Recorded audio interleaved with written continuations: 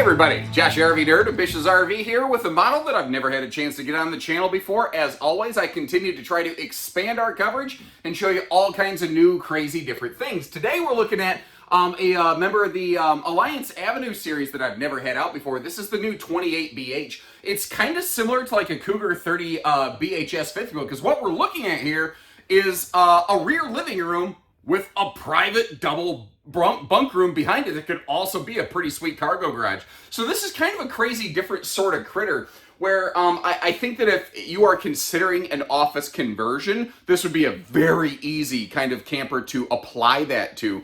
But at the same time, if what you're looking for is not one of these giant 15,000 pound mega bunkhouses to take your family camping around, this is a good fit, especially since they actually spend decent money on the running gear on this thing, or rather, you would spend decent money on the running gear on one of these, because instead of just generic leaf springs and import tires, we've got things like Goodyear radials.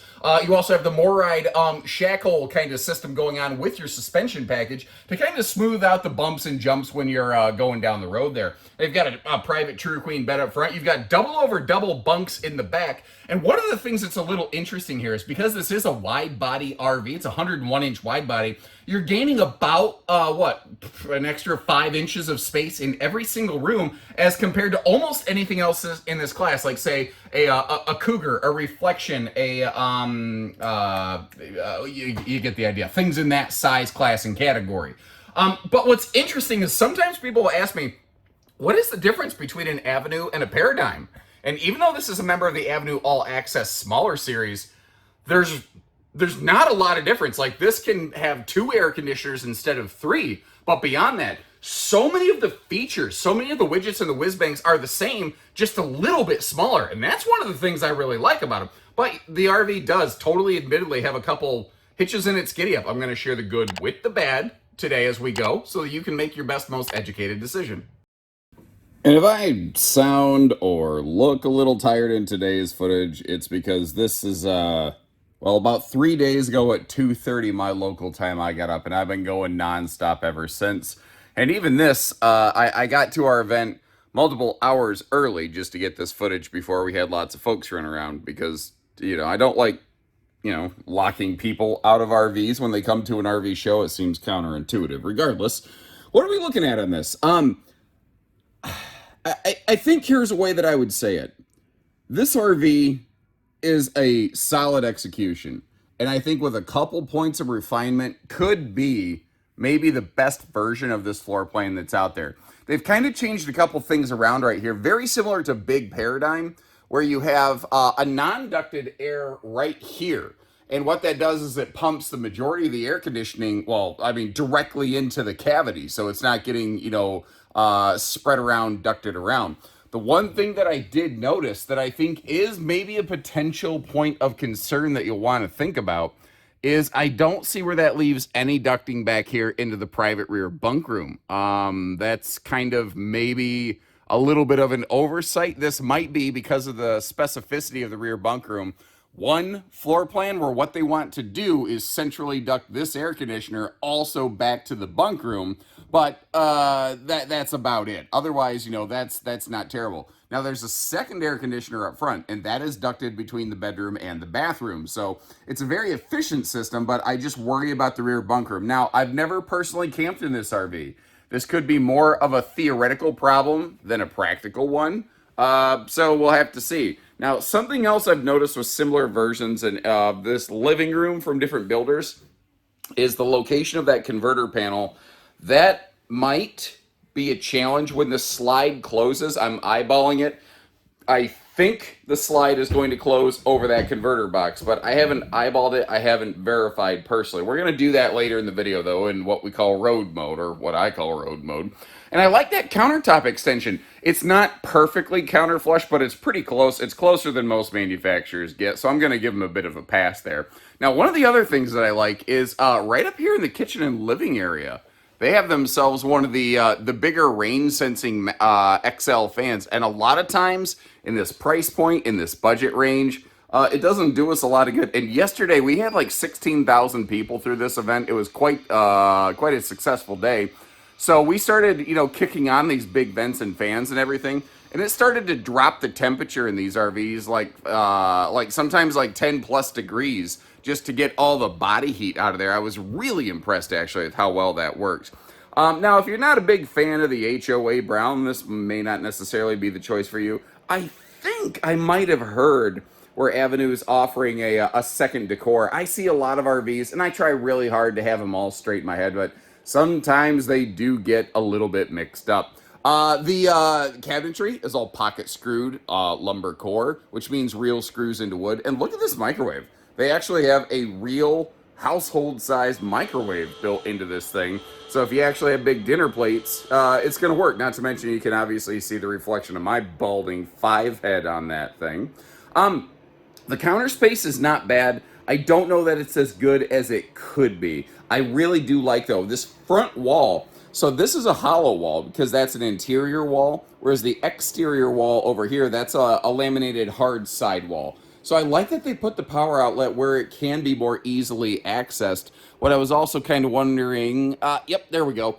All the way to the right under that overhead cabinet, you'll see a set of outlets up there. By the way, is it handy in these videos when I do cop a squat real quick to kind of show you where all those outlets are located? Let me know because my knees don't like it, but it's not that big of a deal. The biggest reason my knees don't like it is because I'm overweight by like 40 pounds at least right now. So if my knees don't like it, maybe I just actually the solution is not doing it, but losing the weight. So if you look at this thing, it's kind of interesting. It's a rear living room with a bunkhouse off the back of it. Like, there's plenty of builders who make essentially the same floor plan, but like with a rear dinette or something like that. But because this is more of a family-oriented model, there's a couple specific things they did. Now, they included this little floating storage ottoman bench over here, and I think that there's a couple cool different ways that you could use that. Earlier in the footage, you may have noticed how he had it slid against that wall over there. I think that's actually not a bad spot for it, because I think it gets the floor space open and easily accessed, while also I don't know, just being a good function space for the kids, or having a spot for the kids to be able to sit down and put their shoes on right by the door, or help put their shoes on, as adults. That's handy. But we are carpetless, we're ventless, we are kid and pet friendly. We're also a little bit better protected against clumsy, messy husbands like myself. I know I'm not the only one out there. I don't try to be. It's not my favorite thing. It just is a thing that happens. So, there's that. I really do like that no knee knocker dinette. And there's a couple different places that you could put this floating ottoman bench footrest thing, because that's another thing. It's also kind of doubling like a footrest for the sofa in the back. If you want to be able to kick your feet up, you can do that. Or you can get it out of the way. If you don't like the thing, you can just get rid of it, throw it on the burn pile. I don't care. After you buy it, it's yours. But until then, please, don't do that. The ladder here is really nice to be able to get to the upper bunk, because this is a fifth wheel and not a travel trailer. The amount of space and headroom between the bunks is amazing. Like, kids can actually get up and sit up on the beds, without necessarily cold cocking themselves or anything like that.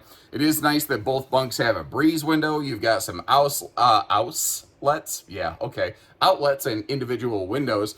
And they did what they could to put some storage back here, but it's certainly not the most. But I like that they didn't waste it. One of the things that we're going to see in a second, though, is this chunk of storage is actually accessed off what is currently our right-hand side. You can see that cabinet door. So you actually kind of have to be in the bunk to put stuff in that. And I almost feel like maybe the door swings the wrong way. I don't know. Leave me a note when we get there. Let me know what you think. In the meantime, though, I do want to get you around the corner, because one of the things you may have noticed is that we do have a cargo bunk function here. So actually going through that door and showing you how that all works. It is a dead bolting door, by the way, so it does provide security. But I know that some people are like, nope, I don't like that. I don't want that thing kind of there in my way. Or I don't want my kids to be able to access it and then hop out of the camper. I totally get that. That's fine. I will say, I think they need to adjust the position of the hide-to-bed or something, because I had trouble getting the hide-to-bed fully open without hitting the dinette access doors for the storage under the dinette. So that's maybe a little point of consideration and or concern that I would personally voice back to Alliance on this model. Beyond that, though, moving around, the kitchen, I think, is really well appointed. Like, the fact that you have that huge pantry built right into the slide out, and the fact that all those shelves in there are adjustable is amazing. Under the sink is wide open. So if you want one or two big waste baskets, you have the absolute perfect place for it. They did the same thing in the bathroom. That, I think, is smart content because there's so much other cabinet space and so much other drawer space. I think it's really awesome that they left us all the wastebasket area there. Now, that is the larger RV oven. Now, it's not like the size of like a Jayco North Point like 4-burner Insignia stove or something like that. But it's the larger, like 21, 22-inch oven for campers, not the 16-inch Easy Bake oven. So again, this kitchen is overall, I think, pretty good because it doesn't really look like it eats up a lot of floor space. But the amount of total storage you have in here is really, really fantastic, I think.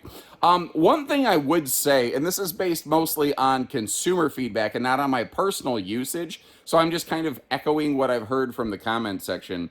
I know that a lot of people would prefer this lower countertop to be squared off instead of cut back. Every manufacturer I talk to, they say, yeah, we don't want it to look too blocky or uninviting when you first walk in the door. But I've finally seen a couple manufacturers try squaring that off. And in my opinion, I actually agree. I think it does look and it functions better when it's squared off because, I mean, our society, we use rectangular prep spaces. We don't use triangular, rhombus, trapezoidal prep spaces. So to me, it makes a little bit more sense. Now, you've got a little bit of a flip-flop shop going on down there below the stairs, but that's also, if I'm not mistaken, the air return for the furnace system, which is what that little shoe garage. Now, if you put a couple shoes in there, it's not going to screw anything up. I'm just letting you know, you don't want to block it off because then your refrigerator's not going to work. Speaking of blocking stuff off, I wonder, does anyone know if there's anything behind that blank panel under the refrigerator? I don't like wasted spaces if I can help it. And even if there's nothing under there, if it would have just been completely empty and wide open, I think that would have been better than potentially essentially wasting it. Like that could be a really cool little, say, dog dish space or something like that. I don't know, but right now I don't know because it is fully enclosed off. So moving up here, you might notice how there's a distinct lack of ankle breaker step of death. That's because these do run on a little bit more expensive chassis. First of all, the fact that it's 5 inches wider, because this is a 101-inch wide body product versus a standard 8-foot product. It's 8'5" wide if you're doing the math, or rather, if you weren't doing the math. But they use what's called a Rhino box chassis. It has a much, much larger front support member, and as a result, it doesn't need that extra cross member further back in the RV, which is where the ankle breaker step of death originates effectively. So, that's a nice thing. You're not going to twist your ankle on this. Now, they're using a different variety of Max Air fan here in the bathroom. This is something designed to be a little more localized. You'll see, too, that there is some decent storage here in the bathroom, but that little shelf with the towel hooks, I don't know, that's not nothing. I think that's not terrible. Working our way down here, there is a sliding pocket privacy door on the right, as you can kind of see. And speaking of on the right, there's plenty of space on the right or the left or in front of the toilet. That right there is fairly fluffy friendly. They've done a pretty good job. And they have adopted a single entry bathroom as opposed to a dual entry bath, which I think allows for a more efficient use of space because you don't have to waste a big chunk of area on like a doorway, Now, I'm a little bit over 6 foot with my shoes and everything that I'm wearing right here. And you can see I can stand in that shower just fine. A-okay, it does a great job for me. But also, I told you, they have put some really good storage in this bathroom. And remember how I talked about the fact that they actually have really good wastebasket space going on down here below the sink. Both sides of that are wide open. I don't know. What would you pack under there? I'm kind of curious. I always like to know how people would move in. Now, working our way up front here, you may have noticed how there's no sort of like peekaboo doors. My brain had a stroke for a minute. Peekaboo doors. Yeah, you can tell I don't edit my videos very much. Everything is all framed out, fully enclosed out. Now, this model does not have any sort of bedroom slide, but as we're going to see in a minute here, it does maintain pretty good bedroom storage. One thing I would say, it looks a little funny. It looks like the bedroom door is not open all the way, but it totally is, because you see this wooden thing down here, that actually is upper deck structural support. You're actually walking between the upper deck frame rails, as it were. So this door can't open any further. It just kind of is how it has to be. Now, when we get our way up front here, once again, you've got that upper deck centralized air conditioning system where your bathroom and your bedroom share one air conditioner, whereas your living room and I guess your bunk room are sharing the one in the back. Now, you have the same blackout privacy roller shades in here that you had in the living room, and this is a 60 by 80 true queen bed, but they still have plenty of room at the foot of the bed, and that's nice not just for walking around the bed. That's also really, really nice for just having a space to get dressed in the bedroom. You may notice, if especially when you see this in person, the bed is not totally centered in the RV. The left side over here has a little more room to walk around than the right side. That's because they basically standardized their bedroom design, because some of their models do have a closet wardrobe slide. This one just does not. So their default design basically leaves room for it. Now, you may notice there's not any space without some significant modification of cabinetry to turn this into like a wider bed, like a king, an Olympic queen, any of that. So this is really built and really intended to be just a true queen bed. But the fact is, any true queen will fit. So it's very easy to swap mattresses out. Now, opening everything up, giving you a little bit of a look around here, the storage in the bedroom is actually really good. I love how the cabinets over the bed actually hold themselves up. You don't have to like hold them up with your head and climb on the bed. You can just reach in there, grab stuff like you would expect, you know? And it's not every RV will do things in a way that you just necessarily expect.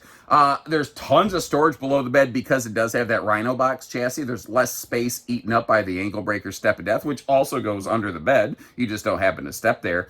And then even though it doesn't have a closet slide, you have a huge closet and triple drawer dresser across from the bed over here in the corner. I'm going to actually just kind of lay down here real quick a little bit and give you a look at the, if you're laying in bed, this is sort of what you'd see. And because they do have a swinging door, not a sliding door, you've got the perfect little TV hookup position right there. And another nice thing here, you don't have to worry about accidentally overextending and over opening your door and gashing it into that upper deck structure right there, because they do actually have a little door stopper which doubles as a little bit of a magnet holdback. And here's another interesting thing. In several areas of the RV, and the camera's about to get flashy, so if you're light photosensitive, you might want to look away. If you just hold your finger on this, it'll actually dim the lights down. So and it actually even has positional memory, which is kind of cool. And if basically you hold it to swell up or down, and then you slide your finger across it to turn it on or off. That's how those work. I didn't know that for too long, basically. And then a fellow that actually ended up working with me for a while used to be the guy that installed those in a Jayco Eagle, and he was kind enough to tip me off to it. But the road mode aspect of this RV, this could be a deal breaker for some folks. So I hope you appreciate that I go out of my way to close everything up to show you something that may cause you to not buy the RV. You know, my goal is always to help you find the second camper the first time. And sometimes that means we got to go through a couple that aren't the right one, you know. But we got so much in our lineup. Everybody shops differently. I think it's a great model. Travel access isn't a deal breaker for me, but everybody camps different. I don't travel long, you know. One thing I was afraid of, and I don't still love it, but I can give them a pass. I was worried about covering up the fuse box over here, but what I noticed is where it's positioned, you can still open that door enough that you can actually access the things you would need. So let's just say, God forbid, your slide out fuse popped, you could still replace that even with the slide out closed. But obviously, unless you're gonna yeet the wife and kids over the slide, you've lost access to the upper deck, the bedroom and bathroom. There's just no question about that whatsoever. But for a travel stop, We can get to the like the refrigerator. We can get to the kitchen. You could maybe have a little travel snack. Now, something I failed to talk about so far is that every single water fixture in this RV, whether it's the sink or anything like that, they all have individual cutoff valves, so that if you want to, like, let's say, God forbid, you have a problem with your bathroom sink, you can still use the toilet, the shower, the the kitchen sink. Okay, apparently we've got a golf cart running into the show display space here. It's not something I've seen previously, but cool. All right. Guy just decided to play the back nine here at the CHI Health Center here in Omaha today. Now, obviously in the show display space here, I am right up close and personal to this thing, so I can't quite get you the big wide-angle views that I prefer to, especially when I don't use a wide-angle lens. But I do want to talk about something I feel very strongly about, and that's towing this RV around. If you talk to, I don't want to say the majority, I will say that if you talk to a lot of different RV salespeople and ask them, could I pull this with my half-ton? A lot of them will say absolutely all day long, and I respectfully disagree with that.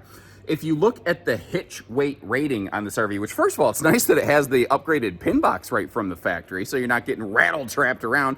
We'll talk more about that with the suspension as well. But what I'm getting at here is the RV has more hitch weight than half tons should typically be trying to handle. Now, there are certainly, motion lighting, perfect, because it was getting dark in here. There are certainly, a variety of different half tons with different capabilities, but your average half ton, not well suited for an RV like this. So my generalized recommendation is going to be something 3/4. A gas 3/4, I think, would be an awesome fit here. Now, if I back up a little bit here and try not to smash into the person that just scooted behind me, up front there, you saw a couple things. You saw 2 battery disconnects. One is a house disconnect, and one is a solar disconnect. And there's very good reasons why you actually want a little bit of both. I've touched on them in different videos. If you're not sure about that, call our team. We're happy to fill you in. Now, an interesting thing here is, like, your walls and your floor, they're like all aluminum composite, they don't like use a lot of wood in the generalized structure of the RV. It is still a stick-built roof because that's an area that allows for a lot of flex, and wood's very good at doing that. It's just there's a reason that almost every manufacturer uses that style of roof construction. It gets the job done very, very well.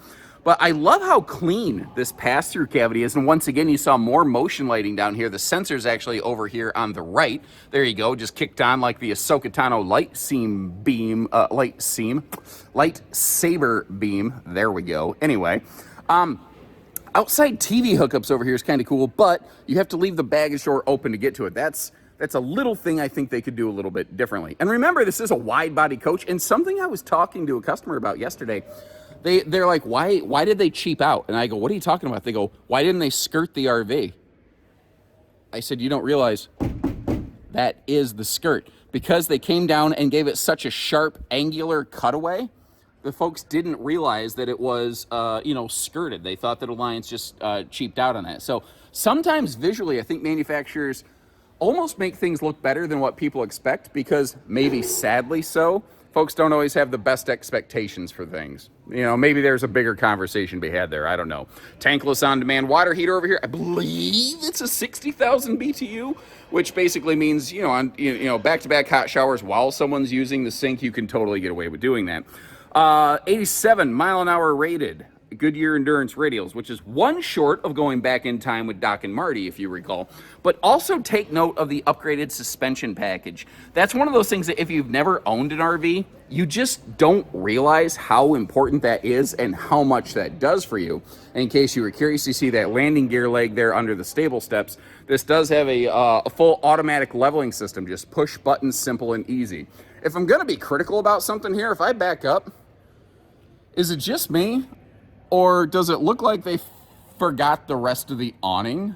Like, the awning that's there is okay, but there's all this space.